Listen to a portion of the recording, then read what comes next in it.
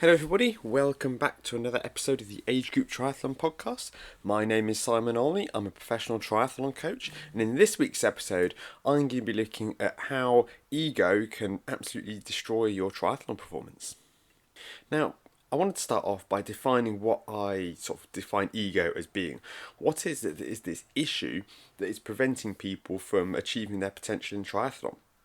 Well, for me, ego is a sense of wanting to not wanting to be embarrassed, not wanting sort of being easily humiliated, always comparing yourself against others, not willing to accept that there could be people out there that are better than you, and sort of seeing every opportunity as being a challenge to them and their status, essentially. So to give you an example, it could be someone who says that they're out for an easy ride, a man going out for an easy ride, and they get overtaken by a woman on a hill. And they think, I'm not having any of that, and they accelerate to chase her, and they get onto her wheel, and they find themselves working quite hard, and she pulls away, and he then sort of rallies and digs himself deeper into this deeper hole. And this person has obviously got a really fragile ego. If they, can't countenance the fact that shock horror, guess what? There are women out there who are faster than you. And they completely ruin their session. The woman thinks this guy's kind of creepy, who just keeps riding back onto her wheel, and she finds it a bit funny. She might even be playing games with him. And he's there, he thinks he's being a big man, he thinks he's protecting his sense of manliness, his sense of self by doing this, when realistically, he's just sabotaging his own training and looking like a bit of a pillock in the process. But I'm going to walk things back a little bit. And I'm going to talk about myself. Sorry, but I think it's a good example, and it means that I'm not placing, other people in unfavourable light if I use myself as an example. So, when I started triathlon, I had just moved to London. I know it's an unusual place to move to and then decide to start doing endurance sport, but it's how it happened. And at the time, I wasn't having a very good time of things. I just moved to London to pursue a career in the film industry. I kind of left my old life behind a little bit. I was feeling quite frustrated. I was really quite unhappy. Yes, there was a girl involved. I felt adrift. I felt lost. I felt very frustrated. I felt I had all this energy and this potential, but I had no way of knowing how it is that I could share that, how I could show the world who I was. It's not unusual. I mean, all sorts of people do some terrible things, especially, no offense, in the US where they have access to guns. People do this just to show people that they think they're hard or how powerful they are. It's a very common thing for young men, especially to experience the feeling that they're caged. And for me, discovering triathlon was a huge game changer, where I suddenly understood, oh wow, I found something. I mean, genetically, I think I'm relatively gifted as a triathlete. I don't have any problem saying that. I found something I could apply myself to, and I could get better every day, progress. It had some variety. The same way that, a lot of people have this if they start sort of going to the gym or sort of other hobbies that they have. They find something where they are able to express themselves, they're able to see development, and suddenly they go from being this kind of depressed, very stagnated person who they feel that nobody understands them, they feel they've got this wasted potential, into, actually, I'm good at this. And like most people who start out in the sport, I saw some rather rapid improvement. Within a relatively short space of time, you can go from only being able to run for a couple of minutes into running a 5k in about 30 minutes time. Yeah, that's great. And then you do some more training and you see that come down to 28 and then 27. And this is, a really golden time that I wish I could rewind to, where you can turn up to races and you can knock a minute, 2 minute off your personal best without trying.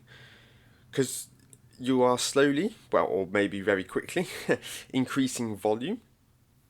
Week on week, you're doing more training, you're learning more about not only the technical side of the sport, such as, pacing and equipment, but you're also learning about yourself and your body and what it can do. And you do just walk down the road feeling 10 foot tall when you have gone out and you've just taken, 2-3 minutes off of a personal best. Okay, it's an amazing feeling. And one of the nice things about endurance sport is that everybody respects it. Like, I've never once told somebody about, my Ironman racing, and they have been anything except from, impressed. They may play it down, they may kind of, fair enough, if that's what you want to do. But nobody's ever once sort of made fun of me or tried to demean my achievements. They've always been interested. They've always had a few follow-up questions, even if it's just to tell me that I'm nuts. But swimming, cycling, running, and strength. These are three things that, generally speaking, respected by just about everyone. Not many people make fun of people for their achievements over endurance sport. I mean, they may dislike cyclists and how they hold them up on the roads and all that. But at the end of the day, what we're doing, people don't generally make fun of. And the result of this is that people can end up taking themselves a little bit too seriously sometimes. Anyway, I digress a little. When you are just starting out, you will be training at a relatively high heart rate, high intensity. I'm sort of talking about people who are coming from doing very little to no sport in their past to starting triathlon, not necessarily somebody moving from running or cycling into triathlon. But start out doing a lot at quite high intensity, and they'll see rewards off that. And the issue is that when you start out and you're training maybe 4 or 5 hours a week, something like that, if you're only going out for sort of 20-30 minutes at a time, maybe do a longer session on the weekend, nothing wrong with that. But you can do these harder sessions and, you can recover from them, but ahead of doing a next session, you could go out and you could do a run that's relatively hard. They do a 30-minute bike ride and then the next day you feel okay to go and do a relatively hard swim. And especially if, like I did, you join a club where they've got all of these sessions, which are quite high intensity. You can find yourself training at quite a high intensity quite a lot of the time. And, when you're starting out, you will see rewards from this training.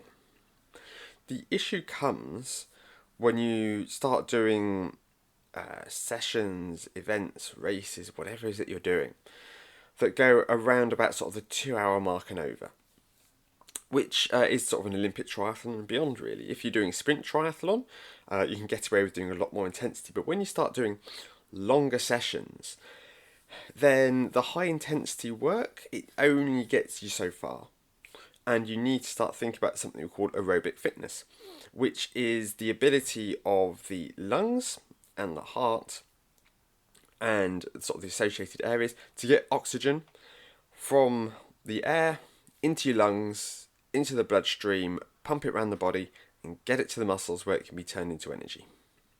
And aerobic fitness really, for I would say the vast majority of triathletes, is the limiting factor in their training. You will either have, it may be that you are trying to do longer events, those sort of 2-hour plus events, and you find yourself sort of really starting to fade towards the end. You go out like the clappers, you really start to fade towards the end of the run. Or it could be that you are a triathlete who has been getting faster for about kind of 18 months, 2 years, always pushing on, always doing lots of training. And then you find yourself hitting a plateau where your 5k time goes from 40 minutes to 38 to 30, it goes down. And then before you know it, rather than taking minutes off of your time, you're taking, 20 seconds here and there, 10 seconds here and there, 5 seconds here, and then you start to get to a point where you're struggling to move through that plateau, to get off that plateau. Your 5k stuck at 22 minutes. Well, I want to run under 30 minutes. So what is it that people do? Well, I've got to do more intensity. I've got to do more intervals. I've got to go harder. I've got to, and they overcomplicate it. When the limiter for a lot of people, especially those who've been doing a fair bit of training, isn't their legs screaming at them. It is the body's inability to process more oxygen. So if you ever find yourself running, swimming, or cycling along, and your muscles feel pretty good. They're not tired, they're not cramping, they're not sore, but it just feels like you're bouncing off of the end of the rev limiter. You can't go any faster, or you can go a bit faster. When you do go that bit faster, you can really feel the lactic acid start to accumulate, and you think, wow, okay, like I can't hold this pace. I need to back off a bit. And you find yourself, I mean, for me, when I'm running, it's around that kind of 4 minute per kilometre mark. If I'm doing, like a 10k, I know that if I dip down to like 350, 345, that the fatigue really starts to accumulate, and I have to back off, and I have to back off to 4 minutes per kilometre. And I can't run past this. So how is it that I can get off of my plateau? How is it that I can get to the point where I can hold that intensity for much longer and be able to hold that 350, 345 a bit more comfortably? Well, I want to develop my lungs to be able to inhale more oxygen better and more quickly. I also want to train my heart to get it even bigger and stronger, so that with each pump of the heart, more oxygen gets pumped around the body. And this is what we call aerobic fitness. And every time that you head out the door and you do a session, you're going to be improving your aerobic fitness. However, there are two energy systems where we really sort of supercharge our aerobic fitness, okay? And this is the Zone 2 that you may have heard about, and VO2 max. Now, the first one is called Zone 2. And you've probably heard about Zone 2 training. You may not understand it, but you might have heard about it. And the idea is this is an intensity that we train at, which is quite a low intensity. Now, it's not like a super low intensity, where Zone 1 is that kind of recovery effort. But it is quite a slow intensity, and it will be much slower than a lot of people who, when they first started out, are used to sort of training hard and fast all the time. It's going to feel really quite slow to train at this intensity. The other intensity that we can really improve our aerobic fitness at is called VO2 max. And this is an intensity that is above threshold, aerobic threshold, but below our anaerobic sort of response. And it's a relatively narrow zone. But you can hold it for around about 3 minutes, give or take. And what you're looking to achieve with this training is you're looking to really sort of put your aerobic system right at its limit and encourage it to sort of just get better at processing oxygen at that higher intensity, okay? And between these two here, these are the most effective places where we can improve our aerobic fitness. I think the best demonstration of aerobic fitness and the importance of it is, I remember I was doing a group ride with a professional triathlete, and I was going along at sort of, I think about sort of low 150s in my heart rate. So I was working a bit, but I wasn't pushing hard. And somebody asked this professional triathlete what their heart rate was. I think they were 104 beats per minute. Okay, so if I were to ride at 104 beats per minute, I would be riding along really very slowly. And their lungs and their heart are just so developed that they can ride along at sort of, in a group ride, admittedly, at that kind of 33, 34 kilometres an hour mark. Okay, so around about 20 miles an hour, and barely be working.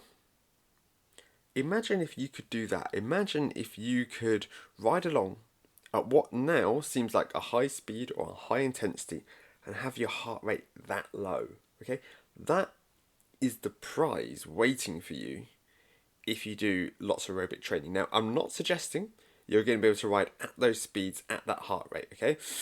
This was a Ironman world champion at the time.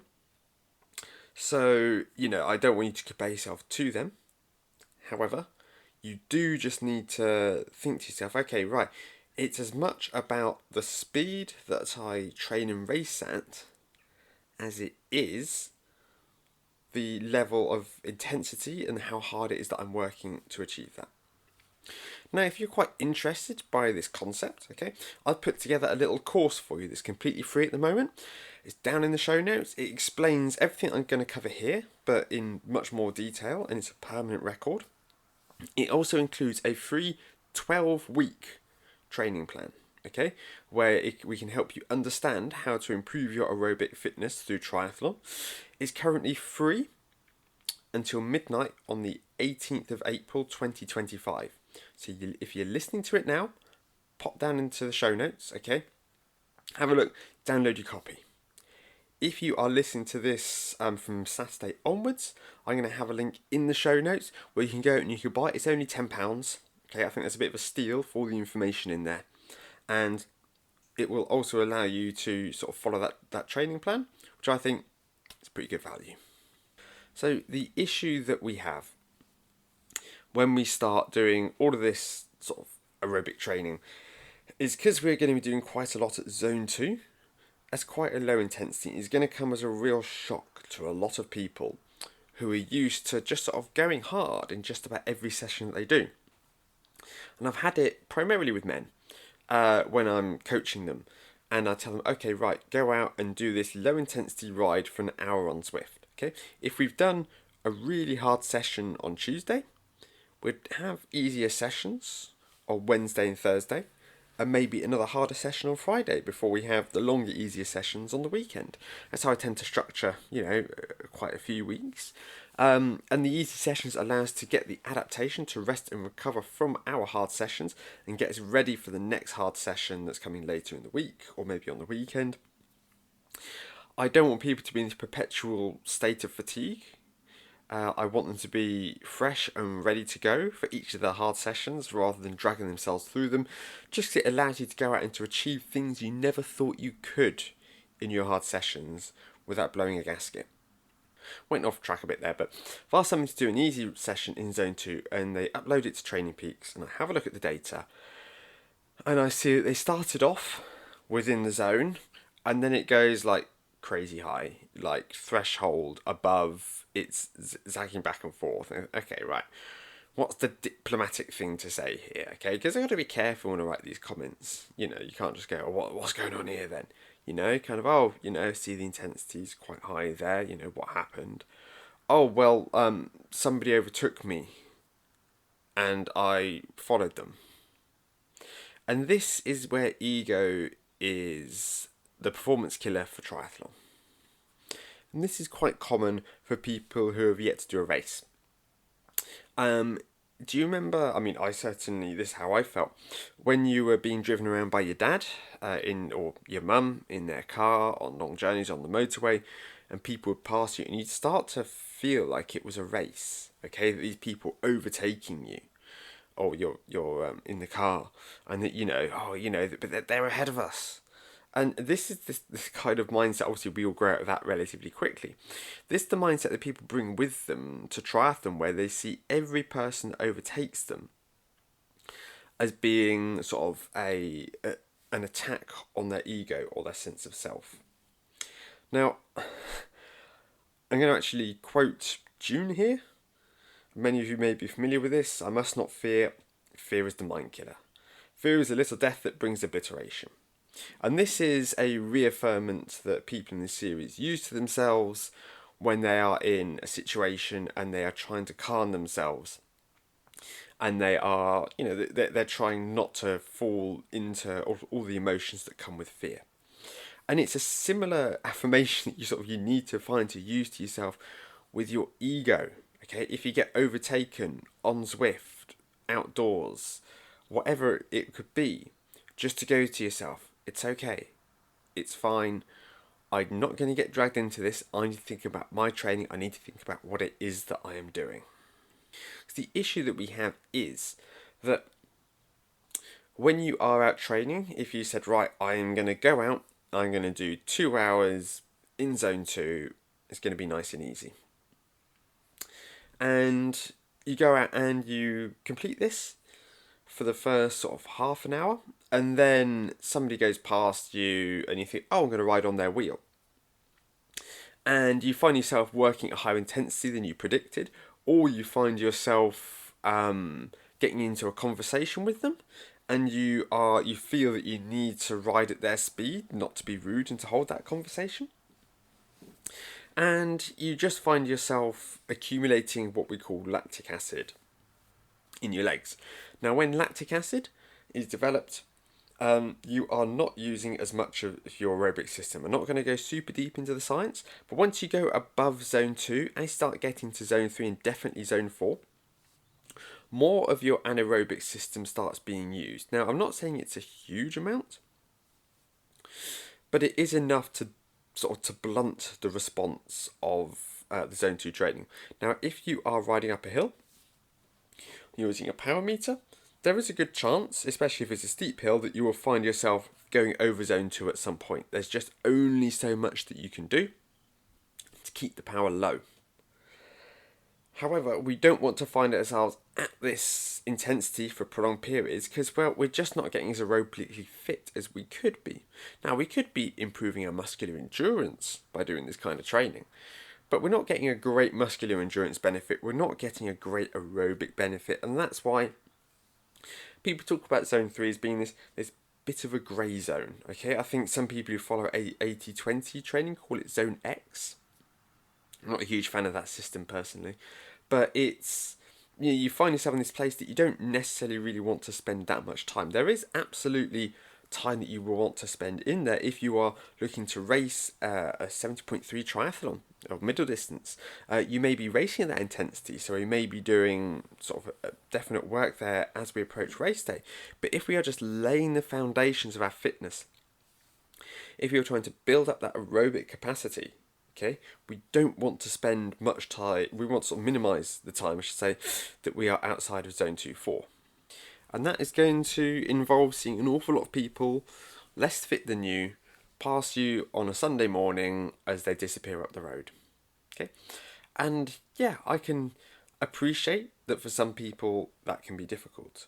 I mean, if I go out for a zone 2 ride on the weekend, I'll be overtaken by, kids, junior athletes. I'll be overtaken by women, older athletes.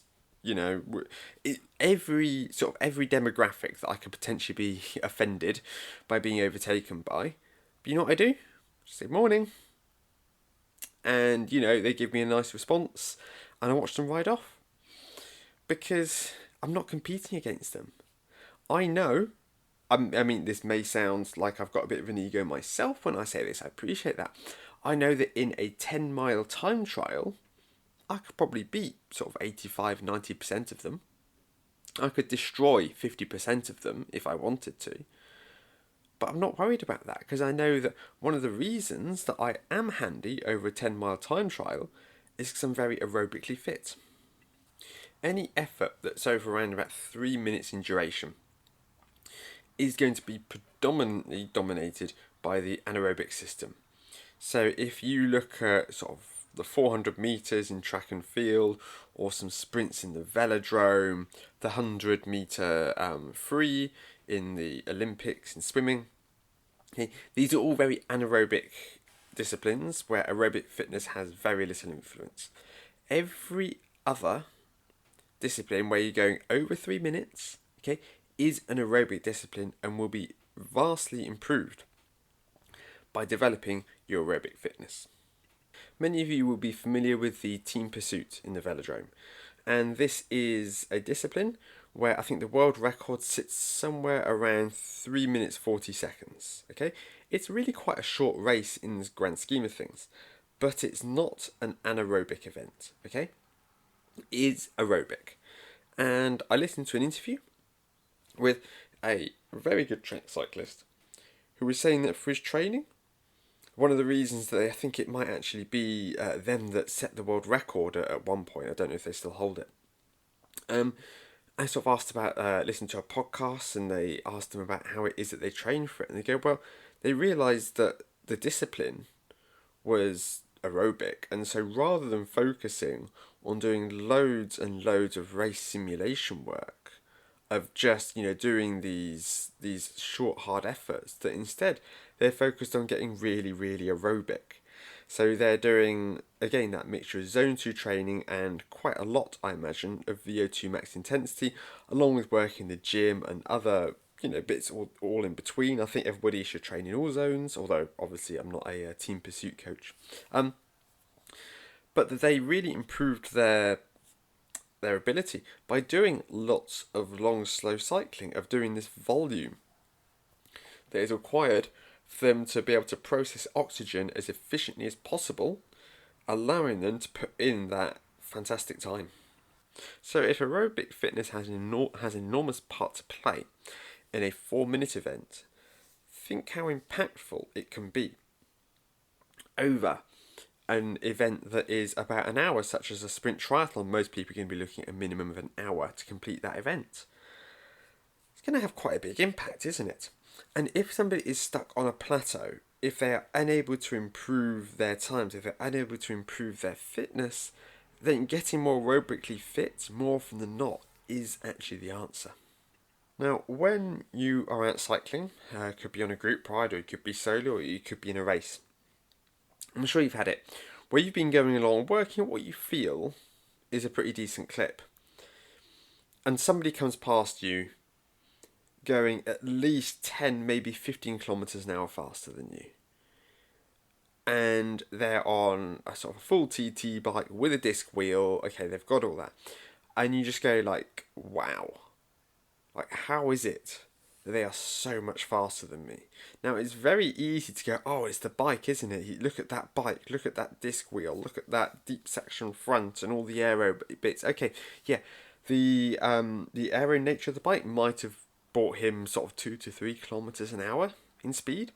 But the truth is, they're just so much more aerobically fit than you are. They can head out, and again, they might be working quite hard themselves at this point.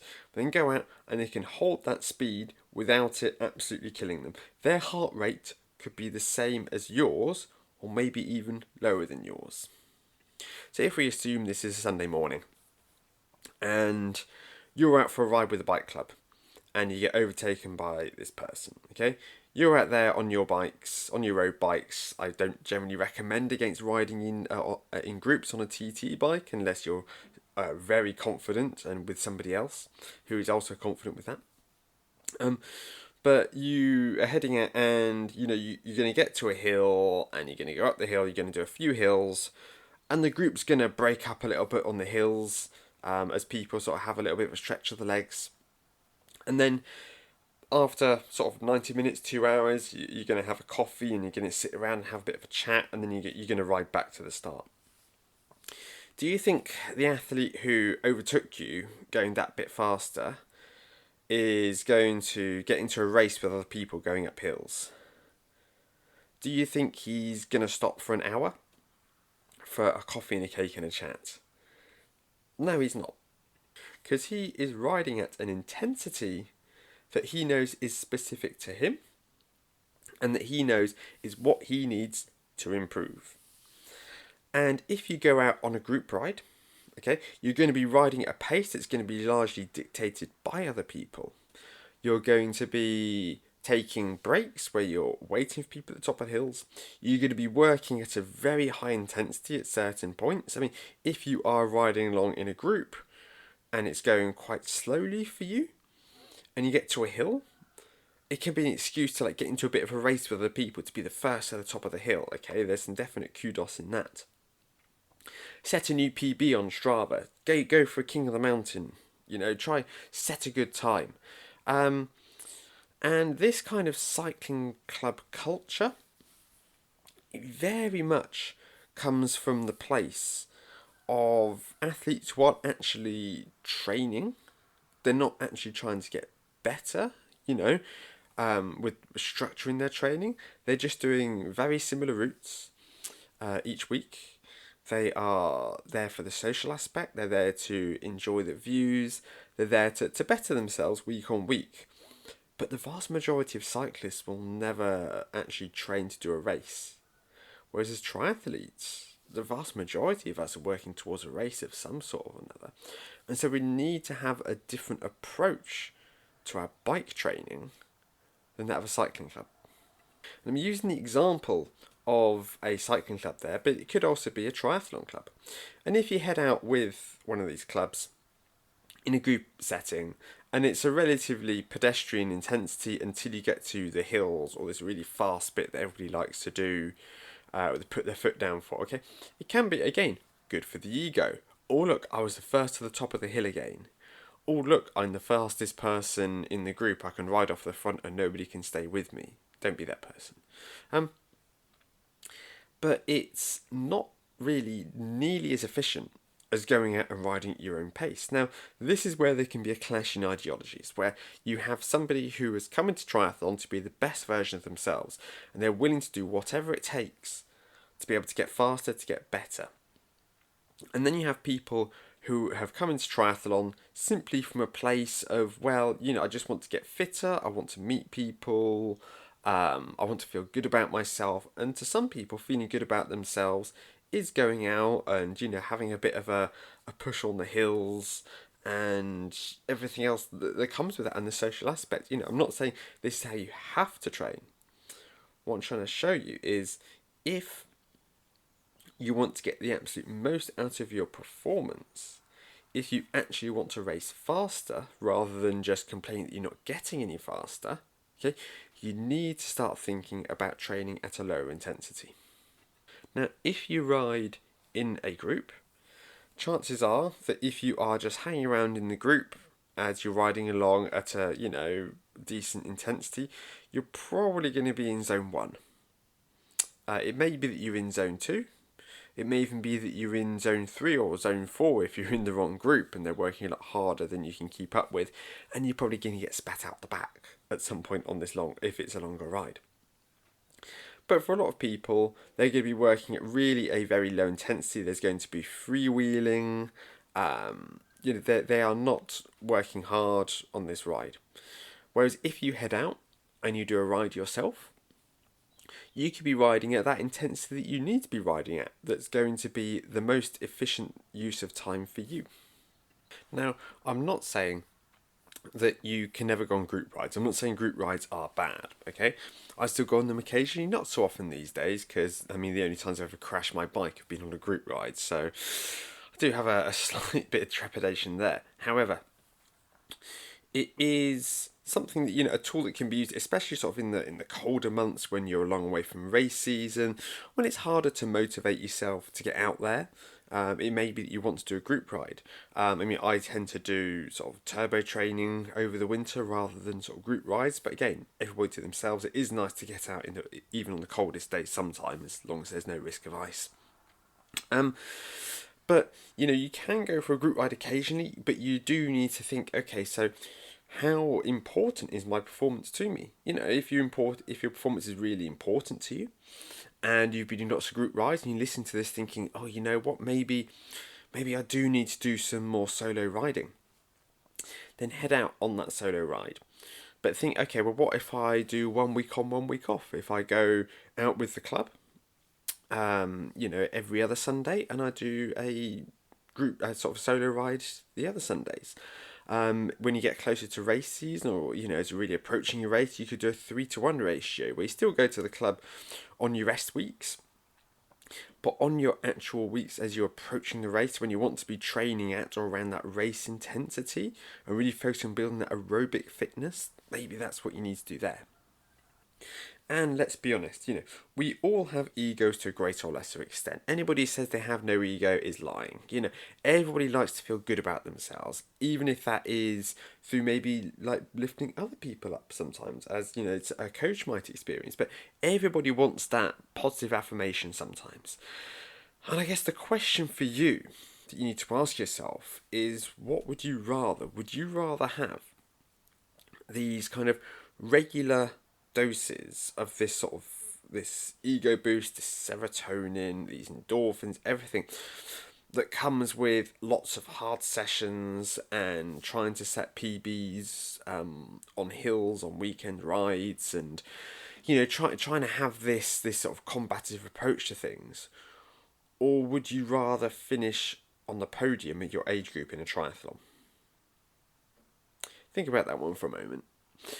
Think about whether you'd rather have that absolutely massive, life-affirming moment of standing on the podium for your age group in a quite larger triathlon, as opposed to chasing your mate Barry up the hills every weekend. you know. And it's not an absolute binary choice between the two. Again, I'm not saying there's no place for this, but you'll find it very hard to really achieve your potential if you are always training at this higher intensity.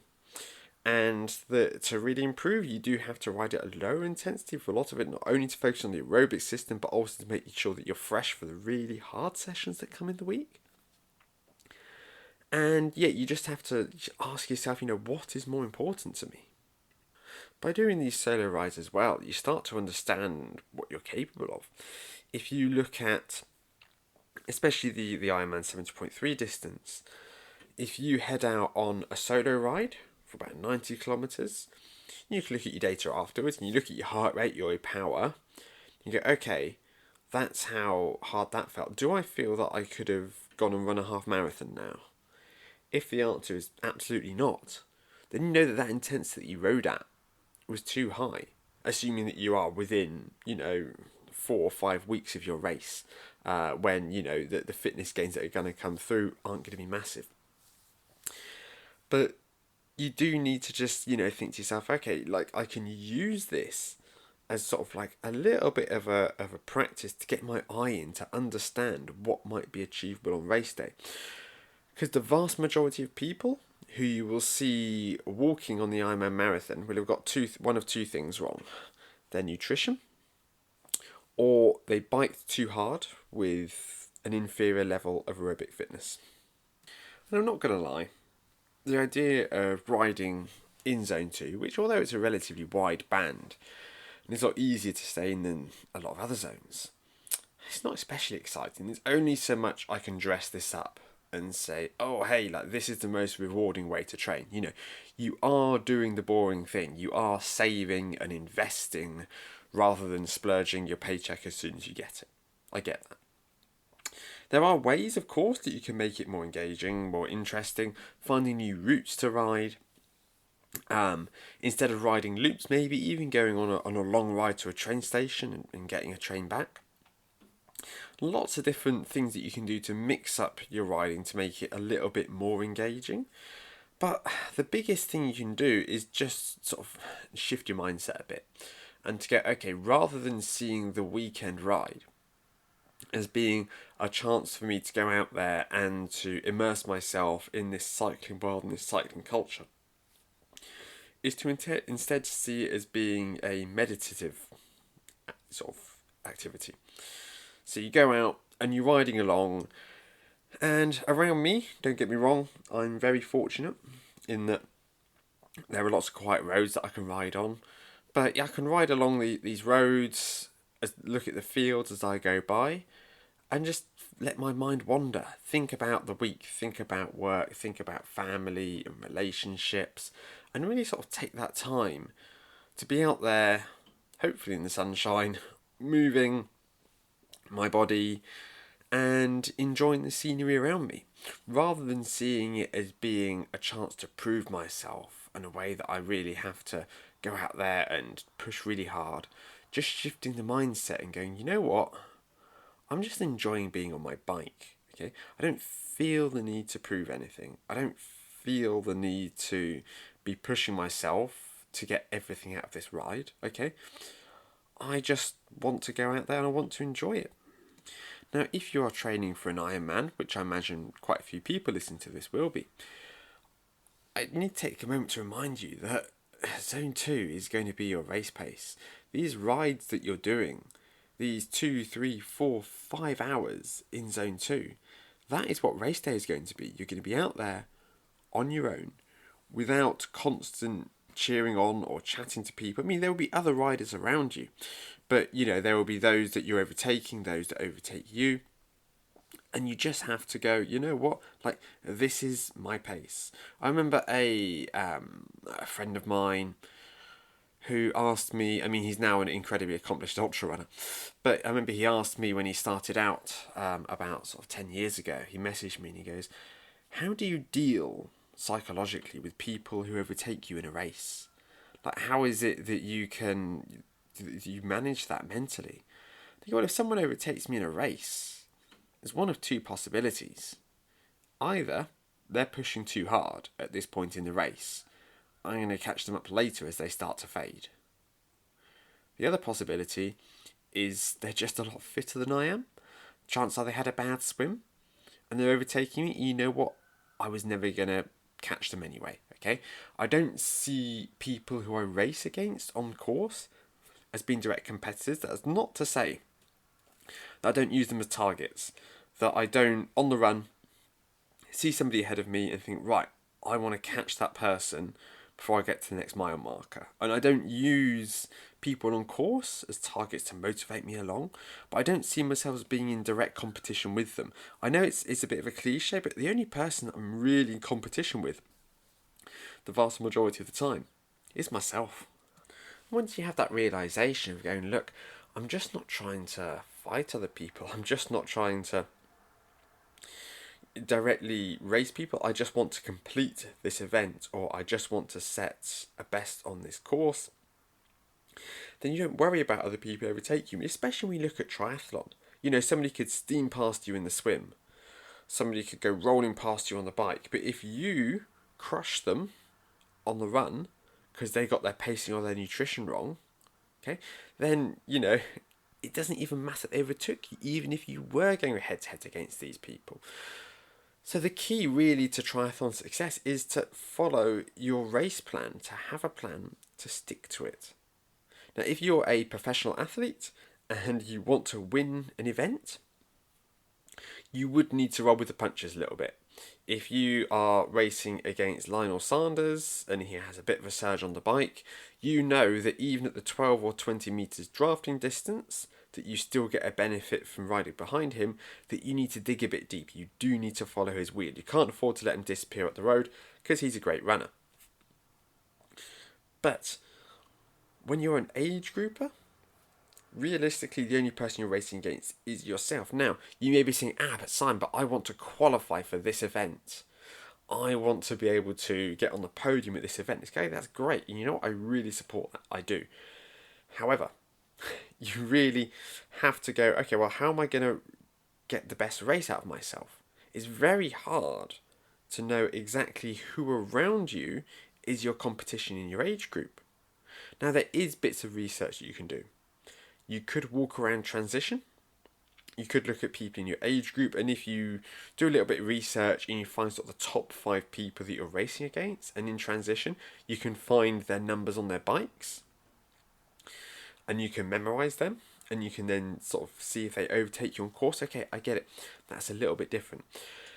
I know the vast majority of people out there, you know, they're not really trying to qualify for these events. They just want another personal best, which I guess brings me on to another point around sort of ego, is that personal best in triathlon, whilst I absolutely celebrate you, you know, setting a personal best, the courses are so different. A course can have a 80-kilometre bike as opposed to a 90-kilometre and still be classed as a middle distance triathlon. If you say that you set yourself a big old personal best, riding an 80-kilometre course when your previous personal best was a 90-kilometre course, you know, you just have to go, hang on a minute, you know, there could be a reason it was 20 minutes faster because, you know, I was just out there for a lot less time. The course was just shorter. But even if you have courses that are the same distance, you know, an Ironman such as Wales as opposed to Barcelona are just completely and utterly different beasts. Now at this point, I really want you to think about the kind of athlete that you want to be. Do you want to be an athlete who burns really brightly for 2 years and gets themselves down to some respectable times, but not groundbreaking? Or do you want to be the kind of athlete who stays in the sport for decades and ends up setting some really fantastic times and having some really incredible results over those years? The approach to sport and the intensity, obviously if you are training at a higher intensity, especially on the run, that increases the risk of injury. You may be listening to this having never had an injury before, but I can speak firsthand of just how crushing it is where this crutch for your like mental health and sense of well-being disappears because you were just going too hard too soon. You know, you're going too fast, you were burning the candle at both ends. And this slowing down to get faster, not only does it work scientifically, it also extends your lifespan in the sport. So I guess my final thoughts with this are to try this training for yourself. You will find yourself getting faster, you will find yourself getting more efficient, but you just won't see the results as quickly. Okay, this is the kind of project that it can take some weeks and some months to really see the benefits of. I have clients of mine who have been training for Ironman and have gotten to do this Zone 2 training, and they've been sort of unconvinced, but they've done it because they trust me. And then it's only really once you get to races, they start doing their events and they go, it's amazing. I could just keep pushing. Like, I wasn't fading, I wasn't slowing down. I could just keep and hold this really high pace that I couldn't before. And there is a definite kind of like leap of faith. There is some definite trust involved there. But if you find yourself on a plateau, if you find yourself unsure why it is that you can't progress, I put decent money on aerobic fitness being one of the major limiters. Again, there's lots of others, but it could be one of the major limiters that's holding you back. And just putting your ego in a box, not worrying about who's passing you, can really help. And if you do want to kind of project this image of, yeah, but I'm going on a slow run, or a ride, you just focus on looking strong, on looking comfortable. When somebody passes you, give them a cheery good morning so that they can tell that you're not working really hard to maintain that pace that you are. Just, have good form, stand up tall, sit up, look rock solid on the bike. If you look comfortable, if you convey this image of, I could do this all day, I mean, people respect that in itself if you really are worried about what people will think. And a quick reminder about the course that I've written that launched on Friday and is still free until Friday the 18th of April 2025. It has all the science about this in there. It's got some more of that sort of behavioural aspects. It's got some troubleshooting, how to find your zones, how to set your zones, and a free 12-week triathlon program for you to try this out for yourself. So pop down there, download it, free until the 18th, £10 after that, which is still an absolute steal. So, on that note, I thank you all again for your company. Really hope you've enjoyed it. Do give me a review. Or just give me a nice 5-star rating if you've enjoyed this and found it useful. And I'll see you all again next week.